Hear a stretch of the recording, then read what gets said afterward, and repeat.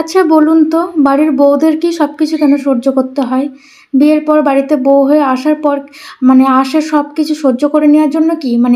যা হবে যেটুকু যা অত্যাচার সব কিছু সহ্য করার জন্য কি প্রত্যেকটা বাড়িতে বউরা আসে? তো এটা আমি বুঝি না।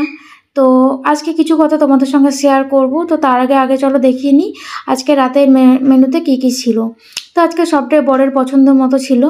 তো প্রথমেই তোমাদের দেখালাম আমি ডাঁটা শাক কেটে নিলাম।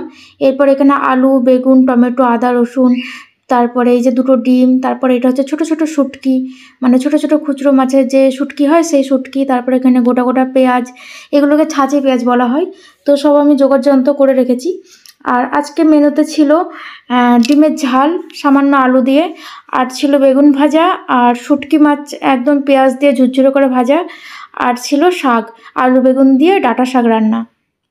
তো এই ছিল আজকের মেনুতে। তো রান্না করতে করতে তোমাদের কথাগুলো শেয়ার করি। যে বিয়ের আগে আমি ভাবতাম যে যে মেয়েদের জীবনটা হয়তো অনেক সহজ। ওরা তো শুধু ভাবতাম যে বিয়ের পর তো শুধু রান্নাবান্না করে খাই দেয়, আর কি, আর তো কোনো কাজ থাকে না। আর ছেলেদের জীবনটা কতই না কষ্টে, ছেলেরা সারাদিন কাজবাজ করে, কত টাকা কষ্ট করে টাকা ইনকাম করে, ওই জন্য ভাবতাম কি ছেলেদের জীবনটা অনেক কষ্টে। কিন্তু এখন বুঝছি যে না, ছেলেদের জীবনের কষ্টের পাশাপাশি মেয়েদের জীবনেও অনেক কষ্ট থাকে।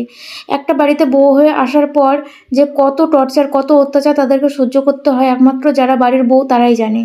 তো আমার মতে মনে হয় যে এই সংসারে প্রত্যেকটা মেয়েকেই, প্রত্যেকটা বাড়ির বউকে এই টর্চারের মুখোমুখি হতে হয়।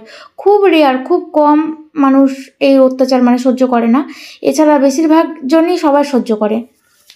তো মেয়েরা তো মেয়েদের তো সহ্যের কোনো সীমা নেই, মেয়েদের তো সহ্য যত করে তত ওরা পায় আরও কষ্ট।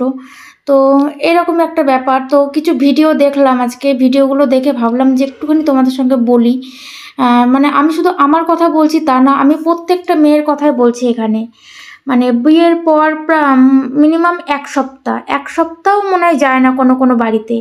তো এক সপ্তাহ এত ভালো ব্যবহার হয় যে তারা বাড়ির মেয়ের থেকেও বেশি, সেই বাড়ির বউকে তারা মেয়ের থেকেও বেশি আদর যত্ন দেয়। তারপরে যেই এক সপ্তাহ পার হয়ে গেল, তারপর তাদের আসল রূপ বেরিয়ে যায়।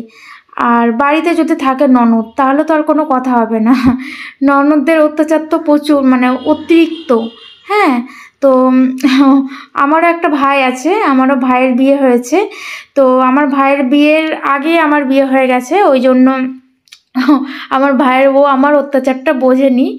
আর জানি না আমি কতটা কি অত্যাচার করতাম বিয়ের আগে, যদি ওর বিয়ে হয়ে যেত। জানি না সেটা হয়তো বিয়ের আগে থাকলে হয়তো বুঝতে পারতাম। তবে এখনো পর্যন্ত কারোর কাছ থেকে কোনো অবজেকশন পাইনি আমি ননদ হিসেবে। হ্যাঁ, আমিও ননদ, তবুও আমি কারোর কাছে কোনো অবজেকশন পাইনি।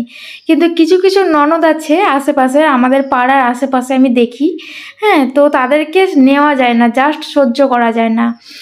তারা এত বাজে, এত বাজে, এত নোংরা ফ্যামিলির, কি বলবো, এত বাজে। নিজেদের তো কোনো রকম সংসার নেই, সে তো যেমন তেমন কথা। হ্যাঁ, অন্যের সংসার নিয়ে তাদের জ্বালা, যে সে কেন সুখে সংসার করছে, সে বর নিয়ে কেন সুখে থাকবে, আমার কেন সংসার নেই, আমার কেন বর নেই, এই নিয়ে ওদের এত জ্বালা। হ্যাঁ, তো কিছু কিছু ননদরা আছে এরকম। শুধু যে ননদ তাই না, আরও অনেক রকম সম্পর্ক আছে। তো তারাও ঠিক এরকমটাই হয় কিছু কিছু মানুষ। সবার কথা আমি এখানে বলছি না, আমি এখানে কিছু কিছু মানুষের কথা বলছি। তো যাদের কথা বলছি তারা নিশ্চয়ই বুঝতে পারছে আমার এই ভিডিওটা যদি দেখে থাকে তাহলে। তো আমি আমার কথা বলছি না, আমি আমাদের পাড়ার আশেপাশের কিছু মানুষের কথা বলছি। তো তারা তো বাড়িতে বউ আসার পর এক সপ্তাহ তো এত আদর যত্ন, পুরো বাড়ির মেয়ের থেকেও বেশি এমনভাবে ওদের কেয়ার করে। তখন বাড়ির বউ কি খেলো, কি পড়লো, কোথায় গেল, চোখে হারায়, সেকেন্ডে চোখে হারায়। আর এক সপ্তাহ পর থেকে তাদের শুরু হয়ে গেল টর্চার। তখন বাড়ির বউ এই, বাড়ির বউ সেই, বাড়ির বউর হেনা তেনা, হাজার কোয়েশ্চেন, হাজার ইয়ে। আচ্ছা একটা কথা বলুন তো, বাড়ির বউ যখন তারা করে নিয়ে আসে, তারা তো নিশ্চয়ই দেখে করে নিয়ে আসে। না জেনে না দেখে হঠাৎ করে কোনো মেয়েকে তো তাদের বাড়িতে নিয়ে চলে আসবে না বউ করে। হ্যাঁ, তারা নিশ্চয়ই দেখে শুনে বুঝে নিয়ে আসে। তাহলে তখন নিশ্চয়ই তারা বোঝে যে নিয়ে আসার মতো যোগ্য, সেই জন্য ওরা নিয়ে আসে।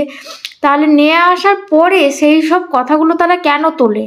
হ্যাঁ, সেই সব কথাগুলো তোলে, প্লাস সেসব কথা নিয়ে তাদের মানে তর্ক যুদ্ধ সব কোনো কিছুর সীমা নেই। হ্যাঁ, অতিরিক্ত, একদম হাই কোয়ালিটি, একদম অতিরিক্ত। তো জানি না ওরা কি দিয়ে তৈরি, নিজেদের তো কোনো রকম সংসার নেই, নিজেরা তো কিভাবে যে থাকে ওরাই জানে, ভগবান জানে। হ্যাঁ, তো যে যেমন কর্ম করছে সে তো তেমন ফলভোগ করবেই। তো এখানে আমি কেউ না তাদেরকে কিছু বলার জন্য, আমি কারোর নাম করে বলছি না, তবে ভগবান তো দেখছে, সে নিশ্চয়ই একদিন তাদের বিচার করবে। হ্যাঁ, তাদের মানে তারা এতটা কষ্টে আছে, তারপরেও একটা মেয়ে যদি ভালো থাকে সে ভালোটা দেখতে পারে না। তারা চায় কি তাদের মতো সেও যেন কষ্ট পাক। তাহলে ওরা যে কষ্টের মূল্যটা যে ওরা দিচ্ছে, সেই মূল্যটা দিয়ে ওরা কি বুঝছে? ওরা তো কিছুই বুঝছে না। ব্যাস। তো আমার কথাগুলো কিছু কিছু মানুষের কাছে নিম পাতার মতো লাগবে, তো নিম পাতার মতো লাগলেও কিছু করার নেই। এই কথাগুলো একদমই সত্যি, কেউ বলতে পারে না, কিন্তু আমি বললাম, এটাই যা। তো তোমাদের সঙ্গে এসব কথাগুলো বলতে বলতে না আমার রান্নাবান্না পুরোপুরি কমপ্লিট হয়ে গেল। তো সব রান্নাই আমার মোটামুটি হয়ে গেছে। এখানে এই যে লাস্টে এবার শাকটা বসিয়েছি। তো এটা হলেই এবার খেতে যাব, অনেকটাই বেলা হয়ে গেছে আর কি। তো শাকটা আমার মোটামুটি হয়ে গেছে। তো ভিডিওটা কেমন লাগলো জানাবে, ভালো লাগলে লাইক কমেন্ট শেয়ার করবে। টাটা।